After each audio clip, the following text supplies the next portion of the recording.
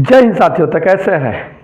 चलिए, आशा करता हूँ कि अच्छे होंगे, जहाँ होंगे एकदम मस्त होंगे, तंदुरुस्त होंगे। ओके, तो आज के इस वीडियो में हम लोग देखने वाले हैं, ये जो है आपका मैथमेटिक्स का एक टॉपिक है, गणित का एक टॉपिक है जो क्षेत्रमिति है। ठीक है, क्षेत्रमिति जिससे रिलेटेड क्वेश्चन हर एग्जाम में आपको मिल जाएगा देखने को।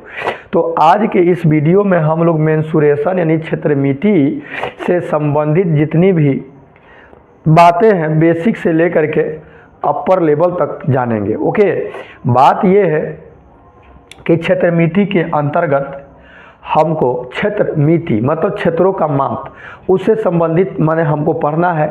तो क्षेत्रमिति में हम लोग त्रिभुज के बारे में, चतुर्भुज के बारे में, उसके बाद शंकु, बेला, गोला, शंकु, बेलन, गोला, घन, घनाभ है ना, छिन्नक, ये सब चीज़ों के बारे में पढ़ते हैं। ओके, और हाई लेवल में जाएंगे तो आपका आ जाता है प्रिज्म। तो आज के इस वीडियो में एकदम नीचे से एकदम ज़रा सा भी आप नहीं जानते होंगे तो मेरा एक वादा है कि आप ज़रूर कुछ सीख करके जाइएगा अगर वीडियो देख रहे हैं तो। ठीक है, तो आइए बिना देरी किए हुए सीधी बात और नो बकवास। ओके, बात यह है क्षेत्रमिति। ठीक है, क्षेत्रमिति मतलब क्षेत्रों का माप।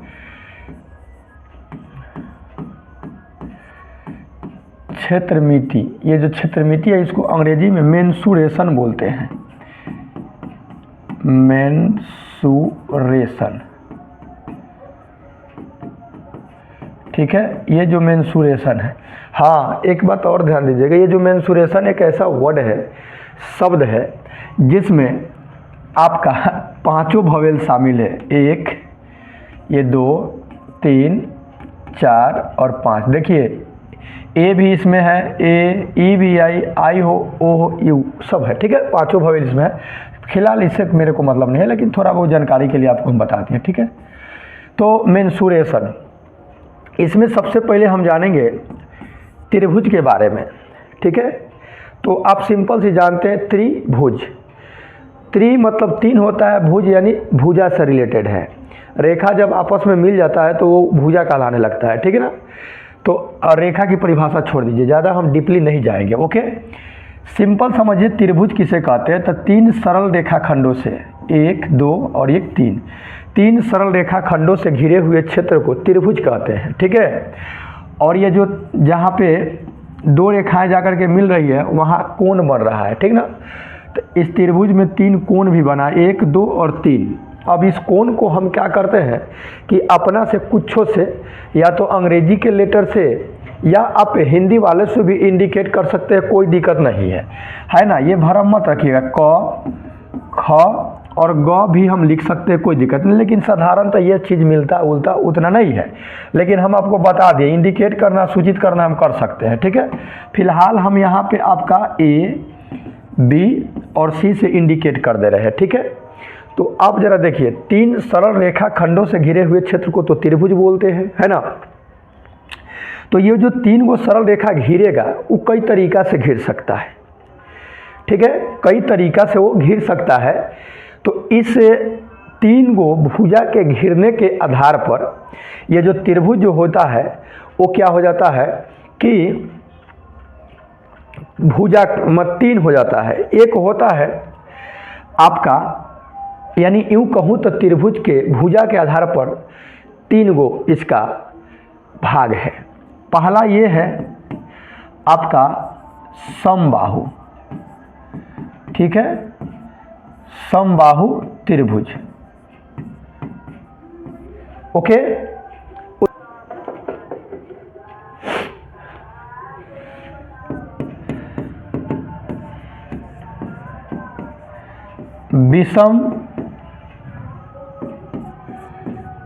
विषम बाहु, अबे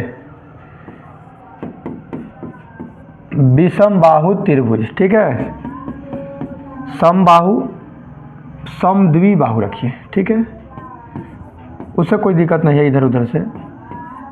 समद्विबाहु त्रिभुज, और एक होता है विषम बाहु त्रिभुज।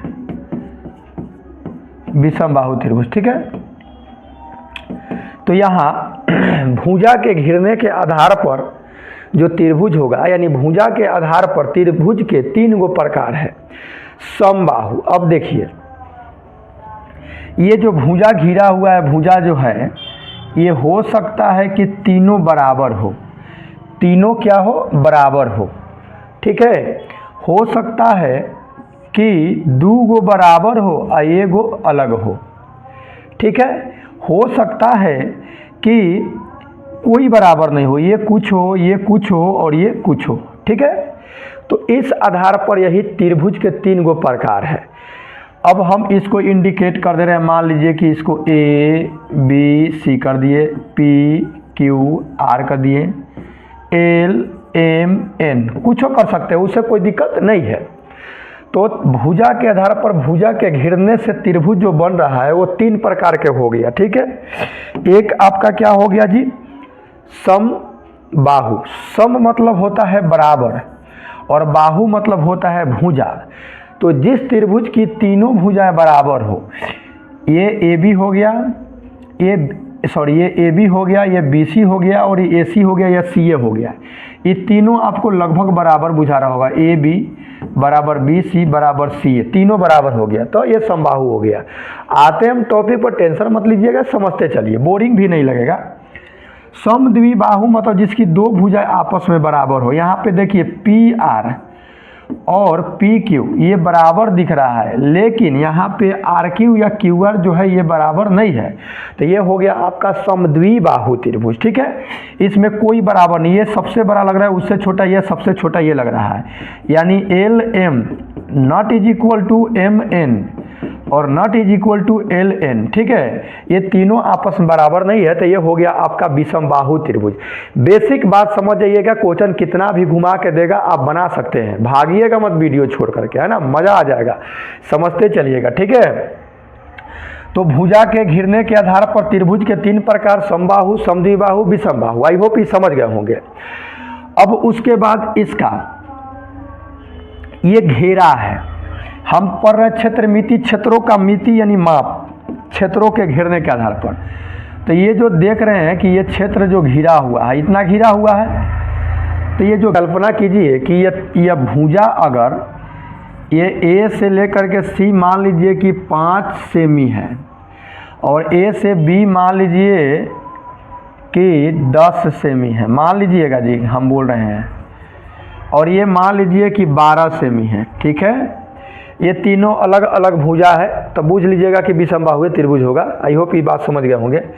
तो ये अलग अलग भुजा जो होगा, तो जितना बड़ा बड़ा भुजा होगा वो ज़्यादा क्षेत्र कवर करेगा, तो उसका क्षेत्रफल भी ज़्यादा आएगा, छोटा रहेगा तो कम आएगा, है ना। तो पहले अगर कह दिया जाए कि इसका घेरा कितना है, घेरा, तो घेरा मतलब सबके जोड़ देंगे तो घेरा, उसी घेरा को परिमिति कहते हैं, ठीक है। परिमिति कहिए या परिसीमा कहिए या परिमाप कहिए, बात क्या है, बराबर है। तो अगर किसी भी त्रिभुज का परिमिति, त्रिभुज तो ये 3 गो हो गया आपका भुजा के आधार पर, आगे दिमाग में आपका आ रहा होगा कोण के आधार पर, तो जस्ट हम बताएंगे, टेंशन मत लीजिएगा। ये भुजा, ये जो घिरा, यही इसका परिमाप हो जाएगा अगर जोड़ देंगे तो। A से B जोड़ दिए, जोड़ B से C जोड़ दिए, जोड़ C से A जोड़ दिए, ठीक ना। तो ये जो जोड़ दिए ना, तो ये इसका परिमाप आ गया। क्या आ गया जी, परिमाप। परिमाप मतलब घेरा मतलब जितना घेराया है उस सब को जोड़ देंगे, उसका परिमाप या परिमिति या परिसीमा कहिए। इसी का अगर कहा जाता 5, 10, 15 गो और 12 गो जो हो जाएगा, आपको कितना हो जाएगा जी, तो 15, 12 आपका 27 हो जाएगा, है ना। 15, 12 कितना हो जाएगा, 27 यानी 27 सेमी हो जाएगा, ठीक। तो ये हो गया आपका परिमाप की बात हो गया, ठीक ना। परिमाप या परिसीमा या जो भी कहे, तो जब भी कहेगा परिमाप निकलिए, भुजा की लंबाई दे देगा कि एक त्रिभुज की भुजा की लंबाई इतना सेमी, इसका परिमाप बताओ भाई। तो क्या करेंगे भाई, जोड़ देंगे, 100 आएगा, 100 मेरा परिमाप आ जाएगा, कोई दिक्कत वाली बात तो है नहीं, है ना। तो ये बात हो गया। अब एक बात और क्या कर सकता है, थोड़ा सा लेवल बढ़ा करके कब वो परिमाप दे देगा, इनमें से कौन एगो भुजा गायब कर देगा।